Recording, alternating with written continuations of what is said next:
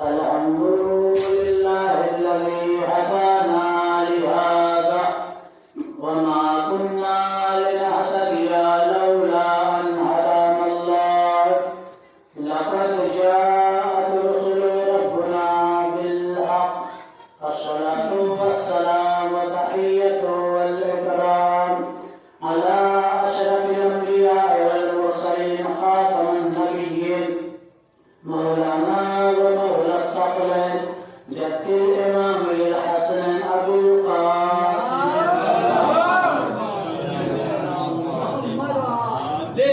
وعلى آل بيته الطيبين الطاهرين المعصومين المظلومين المنتخبين المنتجبين ولعنة الله على أعدائهم أجمعين من الآن إلى قيام يوم الدين. أما بعد فقد قال الله تبارك وتعالى في محكم كتابه الكريم وهو أصدق الصادقين وقوله الحق.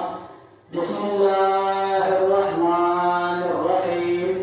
وكيف تكفرون وأنتم تتلى عليكم آيات الله وفيكم رسوله ومن يعتصم بالله فقد هدي إلى صراط مستقيم.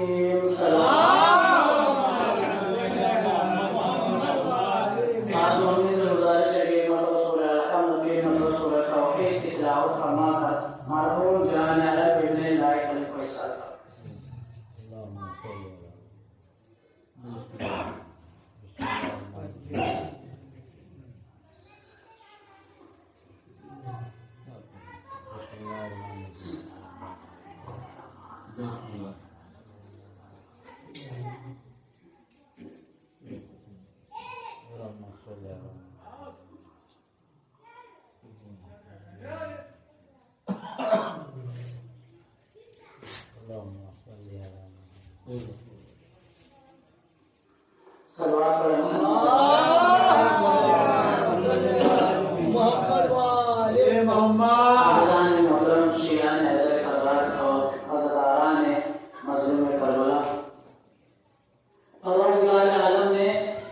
ہم انسانوں کی ہدایت کے لیے 1,24,000 انبیاء کو بھیجا اور جب پروردگار عالم نے اسے کافی نہیں سمجھا تو پروردگار عالم نے قرآن مجید کو بھی انسان کی ہدایت کے لیے اتارا اور جب قرآن مجید کو اتار دیا تو پروردگار عالم نے چاہا کہ کوئی ایسے کو بھیجا جائے جو قرآن ہی کے جیسا ہو. میں نے جس آیت کا سہارا لیا ہے آیت تو ہے ایک لیکن اس میں مسلمانوں کو 4 جواب دینا چاہوں. 4 پہلے تو میں یہ سمجھاتا چلوں کہ پروردگار عالم نے قرآن مجید کو بھیجا انسان کی ہدایت کے لیے. قرآن مجید ہے کیا؟ اللہ کا کلام. تو کیا انسان کی ہدایت کے لیے اللہ کا کلام کافی نہیں تھا جو قرآن کے ساتھ اللہ نے رسول اور اہل بیت کو بھی بھیجا؟ کیا وجہ ہے؟ آج مسلمان سوال کرتے ہیں کہ کیا ضرورت تھی اہل بیت کو بھیجنے کی جب اللہ نے قرآن بھیجا تھا. قرآن کو اللہ نے بھیجا ہماری ہدایت کے لیے تو کیا وجہ ہے کہ اللہ نے ساتھ میں رسول اور اہل بیت کو بھی بھیجا؟ چھٹے امام جعفر صادق پوچھا گیا کہ مولا ہمیں یہ بتائیے کہ جب اللہ نے قرآن کو انسان کی ہدایت کے لیے بھیجا تو کیا اللہ کا کلام کافی نہیں تھا جو اہل بیت کو بھی بھیجا؟ تو چھٹے امام نے ارشاد فرمایا اللہ نے قرآن کو تو بھیجا ہے لیکن اس کو سمجھانے کے لیے بھی کوئی ضروری تھا بھیجنا. اگر روز محشر کوئی یہ نہ کہہ سکے پروردگار سے کہ پروردگار تم نے تو قرآن کو بھیجا لیکن ہم سمجھ نہیں پائے, ہمیں جو سمجھانے والا نہیں بھیجا, لہذا روز محشر کوئی اپنا عذر بیان نہ کر پائے اسی لیے ساتھ میں اللہ نے قرآن اور معلم قرآن کو بھی بھیجا. معلم قرآن کو بھیجا. بھائی میں مثال دیتا ہوں, چلو ہمارا منظر بھائی ہے, بچے ہوں گے, ایگزام ہے ان کا, منظر بھائی کا مولانا صاحب کی کتاب لیجیے, اسی کتاب میں جو ہے سوال آئے گا, بچوں کو پڑھا دیجیے, اچھی طرح سمجھا دیجیے تاکہ بچے پاس ہو جائیں. یہی کتاب ہے، اسی کے اندر سے یہ سوال ان کے امتحان آئیں گے، ان کو سمجھا دیں، ان کو سمجھ میں نہیں آ رہا ہے۔ تو قرآن کا مطلب یہ تھا کہ انسان کے بس کی بات نہیں اکیلے سمجھ لے، اس کو سمجھانے کے لیے کسی معلم کی ضرورت تھی۔ اب کتاب کو ہم نے لیا، بچوں کو پڑھایا، سب کچھ کیا، اللہ نہ کرے ایسا ہو بچے اگر امتحان میں فیل ہو جائے تو بچے تو اس بات سے بھی ڈریں گے کہ کتاب بھی تھی ہمارے پاس، معلم بھی تھا، اب فیل ہو گئے، اب جو ہے ہمارے والد صاحب ہم بچنے والے نہیں۔ بس یہی اللہ نے قرآن کو بھیجا کہ ہم نے قرآن کو بھی بھیجا، رسول کو بھی بھیجا۔ اب اگر تم دنیا میں فیل ہو گئے تو اللہ سے کوئی بچنے والا نہیں۔ اب میں آیت کو پڑھ رہا ہوں، غور سے سنیے گا، اس لیے کہ میں اب مجلس میں کہتا ہوں آپ اگر قرآن پڑھ رہے ہیں، روزانہ 10 آیت پڑھ رہے ہیں تو 10 نہ پڑھیے، 5 پڑھیے، لیکن ترجمے کے ساتھ پڑھیں گے تو ثواب ہے، ترجمے کے ساتھ پڑھیں گے تو اللہ کمال تک پہنچائے گا۔ سورہ آل عمران قرآن مجید کا 3 نمبر کا سورہ ہے اور اس کی آیت نمبر 101 101۔ پروردگار خود ہی سوال کر رہا ہے اور خود بھی جواب دے رہا ہے۔ کیا کہہ رہا ہے؟ وَكَيْفَ تَكْفُرُونَ، سوال کیا پہلے، وَكَيْفَ تَكْفُرُونَ، اور تم کیسے کافر ہو سکتے ہو، تم کیسے کفر اختیار کر سکتے ہو؟ وَأَنْتُمْ تُتْلَى عَلَيْكُمْ آيَاتُ اللَّهِ، جبکہ تمہارے درمیان اللہ کی مقدس کتاب بھی موجود ہے جس کی تلاوت کی جاتی ہے تم پر۔ سوال کیا کیا اللہ نے؟ تم کافر کیسے ہو سکتے ہو، تم کفر کیسے اختیار کر سکتے ہو جبکہ تمہارے درمیان اللہ کا وہ کلام بھی موجود ہے جس کی آیت کی تلاوت تم پر کی جاتی ہے۔ اور صرف یہی نہیں فرمایا، آگے کیا فرمایا؟ وَفِيكُمْ رَسُولٌ، اور تمہارے درمیان رسول جیسے معلم بھی موجود ہے۔ مسلمان کیا کہتے ہیں؟ نعوذ باللہ، آپ نے غور نہیں کیا، مسلمان نعوذ باللہ کیا کہتے ہیں؟ رسول مر گئے، لیکن جب جب اس آیت کو پڑھیں گے ان کو کہنا پڑے گا ہمارے درمیان رسول موجود ہے۔ اللہ نے یہ نہیں کہا رسول موجود تھے، اللہ نے کیا کہا؟ تم کیسے کافر ہو سکتے ہو جب تک تمہارے درمیان اللہ کی مقدس کتاب بھی موجود ہے جس کی آیت کی تلاوت تم پہ کی جاتی ہے، اور وفیکم رسول، اور اس کے رسول بھی موجود ہے تمہارے درمیان۔ جب ہے تو ہے، تھے نہیں ہے، تھے نہیں ہے۔ اس کے بعد آگے کیا فرمایا اللہ نے؟ وَمَن يَعْتَصِم بِاللَّهِ، اور جو اللہ کی رسی کو مضبوطی سے تھامے رہے گا۔ آیت نے دو چیزوں کا طرف اشارہ کیا، قرآن اور رسول۔ آیت نے 2 طرف کا اشارہ کیا، قرآن اور رسول۔ اور اس کے بعد کیا فرمایا؟ قرآن اللہ کی رسی کو جو مضبوطی سے تھامے رہے گا، اس کا مطلب ہے قرآن اور رسول کے دامن کو جو تھامے رہے گا، فقط ہدیٰ الی صراط مستقیم، بس وہی سمجھ لیجیے کہ اسی کی ہدایت اور صراط مستقیم ہے۔ قرآن فرما رہے ہیں کہ جو اللہ کی کتاب کو اور رسول کے دامن کو تھامے گا، فقط ہدیٰ الی صراط مستقیم، بس وہیں پر اسی جگہ ہدایت بھی ملے گی آدمی کو اور ساتھ ہی میں صراط مستقیم پر بھی چلے گا۔ یہ ہے قرآن کی پوری آیت ہم نے کمپلیٹ پڑھ دی۔ اب سنیے گا، اب سنیے گا کیا فرمایا قرآن نے؟ تمہارے درمیان اللہ کی کتاب بھی موجود ہے اور رسول بھی موجود ہیں۔ مسلمان کو کہتے ہیں نعوذ باللہ رسول مر گئے، جب جب یہ آیت پڑھیں گے تب تک ان کو مجبوراً کہنا پڑے گا رسول ہیں۔ جب قرآن بند کریں تو الگ بات مر گئے، لیکن رسول ہیں، رسول ہیں۔ اسی لیے اللہ نے 5 وقت مسلمانوں کو فرض کر دیا، اذان کہو، اذان کہو۔ اذان میں کیا گواہی دے رہا آدمی؟ اشہد ان محمد رسول اللہ۔ 5 وقت ہر مسلمان گواہی دے رہا ہے کہ میں گواہی دیتا ہوں کہ محمد اللہ کے رسول ہیں۔ ہے نہیں ہے، ہے نہیں ہے، یہ کیسا مسلمان ہے مسجد میں جا کر 5 وقت گواہی دیتا ہے کہ رسول ہے، مسجد سے باہر نکل کے کہتا ہے رسول مر گئے۔ اسی لیے اللہ نے 5 وقت اذان رکھی، 5 وقت آدمی کو گواہی دینا پڑے گا رسول ہے۔ اب آیت کیا کہہ رہی ہے کہ جو قرآن اور رسول کے دامن کو تھامے گا اسی کے لیے ہدایت ہے اور وہی صراط مستقیم کو تھامے رہے گا۔ اللہ نے پہلے کس چیز کا ذکر کیا؟ کتاب کا، کتاب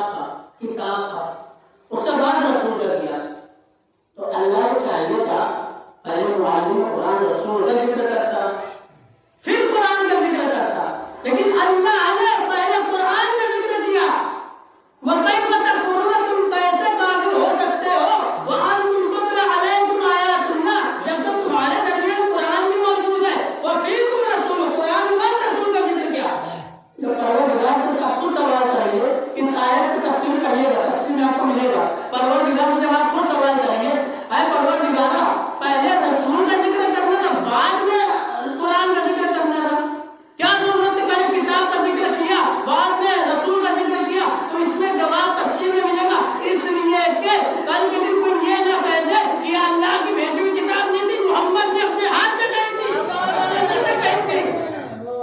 اللہ نے پہلے کتاب کا ذکر کیا. اب آپ دیکھیے کتنی مطابقت ہے, یعنی کتنے اللہ کے کلام اور رسول کے کلام میں برابری ہے, مساوی ہے, اللہ کا بھی کلام اور رسول کا بھی کلام.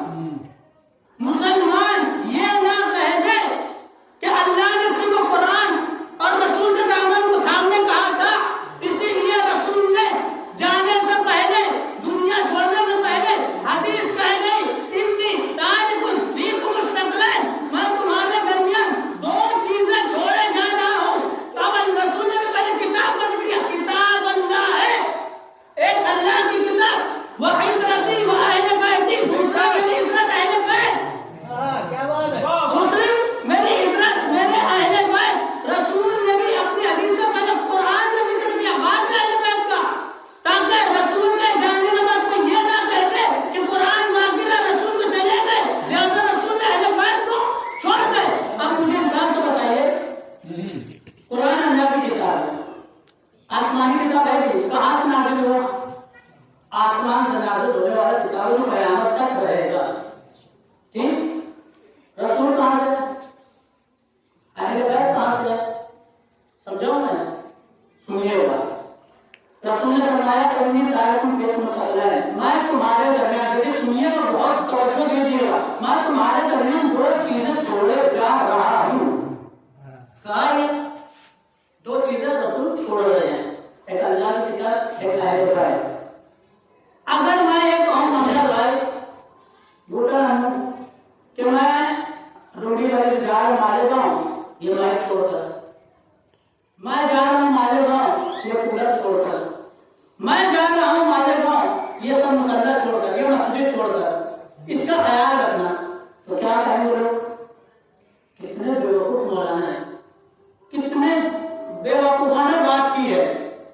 یہ بات ان کے باپ پر جو پہلے چھوڑ کے جاؤ, یہ کولر ان کے باپ پر, یہ ہمارے گاؤں سے نہیں تھے, یہ کولر ہمارے گاؤں سے نہیں تھے جو چھوڑے جا رہے ہیں, یہ مسجد مسلم کے ہمارے گاؤں سے نہیں تھے جو چھوڑے جا رہے ہیں. معلوم ہوا ٹھیک یہ کولر ہمارے گاؤں سے, لیکن اسی کے بدلے میں اگر میں کہوں منظر بھائی میری انگوٹھی لے لیجیے, یہ گھڑی لے لیجیے, میں ہمارے گاؤں میں جب آنے کو دے دینا, تو منظر صاحب کیا کہیں گے کہ اتنے اچھے مولانا اپنی امانت میرے پاس رکھوا رہے ہیں. معلوم ہوا کہ چھوڑی وہ چیز جاتی ہے جس کی ملکیت ہوتی ہے, چھوڑی وہ چیز جاتی ہے جس کی ملکیت ہوتی ہے, یا جملوں کو پلٹ کر یہ کہوں کہ چھوڑی وہ چیز جاتی ہے جو چیز جہاں سے آتی ہے. میں مالک گاؤں سے کچھ لے کر آؤں تو یہاں اگر چھوڑ دوں اس کو میں مالک گاؤں سے لے گا. رسول نے کہا میں تمہارے درمیان دو چیزیں چھوڑے جا رہا ہوں, ایک اللہ کی کتاب, ایک اہل بیت. یاد رکھنا مسلمانوں, اللہ کی کتاب بھی آسمان سے آئی ہے, میرے اہل بیت بھی آسمان سے آئی ہے. سلوات پڑھے محمد. لیکن اہل بیت کا سجا نہیں ہوا, اس کا قبول کوئی فریضہ نہیں ہوا. اوپر نماز پڑھ کے کہنے کی کردگار خاکے شفا پہ ایک سجدہ نہیں ہوا.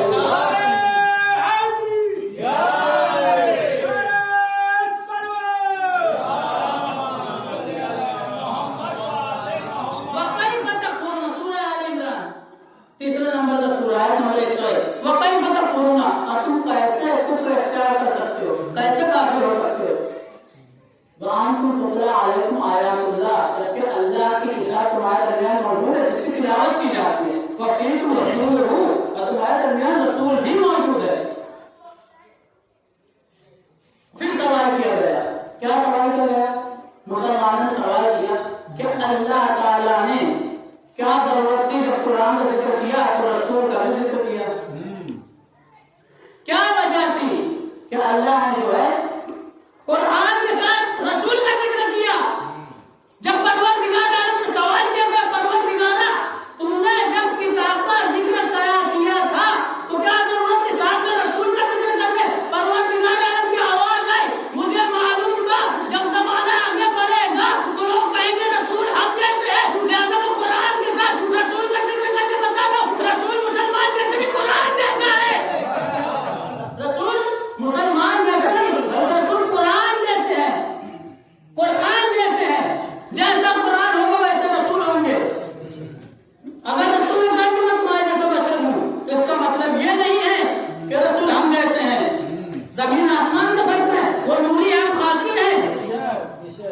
وہ पाक है, हम नजीस है।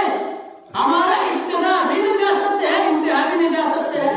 उनका इब्तिदा भी ताहिर है और इंतहा भी ताहिर है। हम क्या मुकाबला करें रसूल का?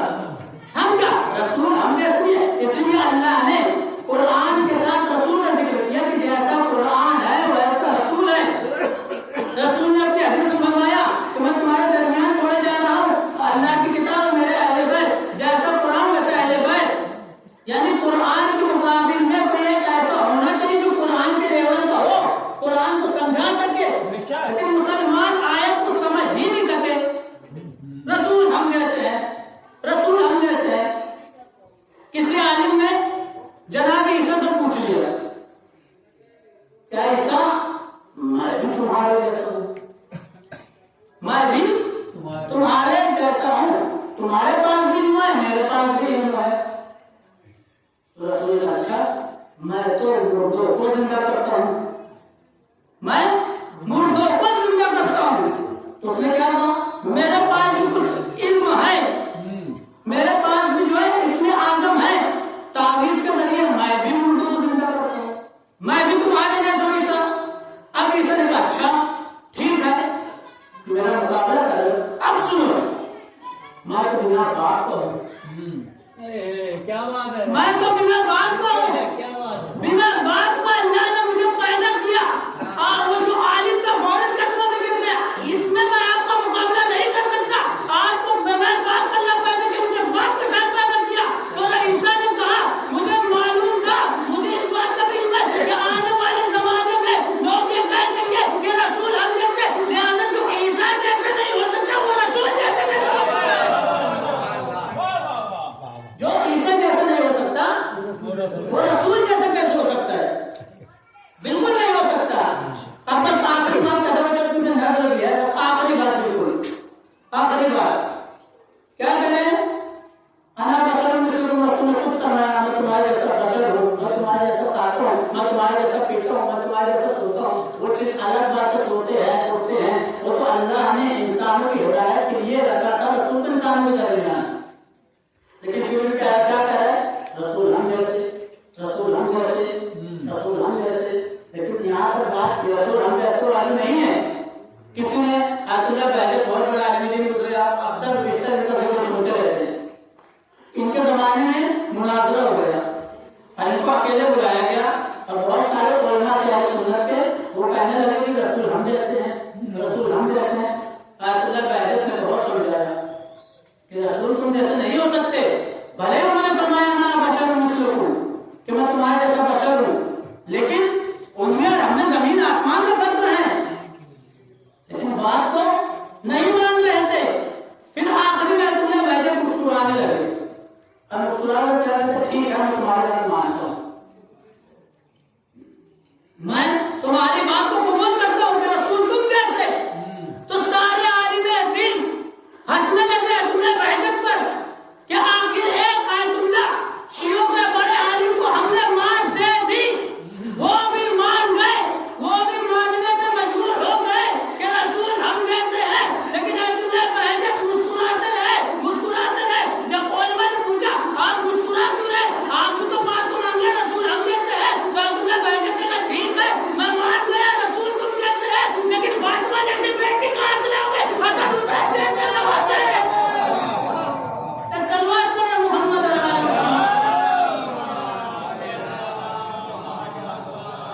रसूल ही अपने जैसा कहना है तो रसूल के मुकाबले में जितनी भी चीजें हैं रसूल का, वो भी अपने जैसा लाओ। फातिमा जैसी बेटी के आगे बताओ, मैं समझ जाऊंगी तुम रसूल जैसे हो। हसन हुसैन जैसे नवासे लाकर दिखाओ, मैं समझ जाऊंगा रसूल तुम जैसे। लेकिन नहीं, आयत क्या फरमाएंगे देखिएगा आयत, तो कई वक्त करोगा और तुम कैसे काफिर हो सकते हो। वहाँ तुम अलैकुम आयातुल्लाह, तुम्हारे दरमियान कुरान मजीद मौजूद है, वफ़ीकुम रसूलुहु, और तुम्हारे दरमियान जो अल्लाह का रसूल भी मौजूद है। वमन यअतसिम बिल्लाह है, और जो शख्स अल्लाह की रस्सी को मजबूती से थामे रहेगा, अल्लाह की रस्सी से मुराद कुरान और अहले बैत। आयत ने शुरुआत कहाँ से की? वकैफा तकफुरूना, तुम कैसे काफिर हो सकते हो। आयत जो है बिल्कुल आयत खत्म कैसे कर रही है कि अल्लाह की रस्सी को जो मजबूती से थामे रहेगा, कुरान और अहले बैत को जो मजबूती से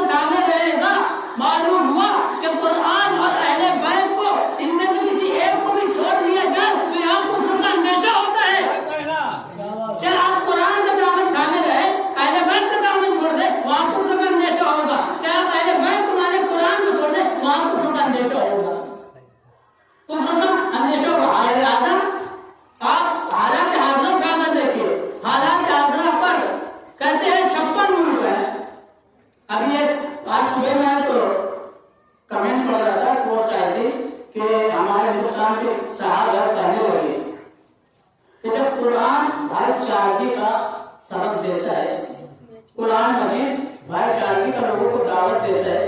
तो ये जो इस्लामिक मुल्क 57, तो ये क्यों आपस में भाईचारगी नहीं ला पाए? क्यों नहीं ला पाए? क्यों नहीं ला पाए आपस में भाईचारगी?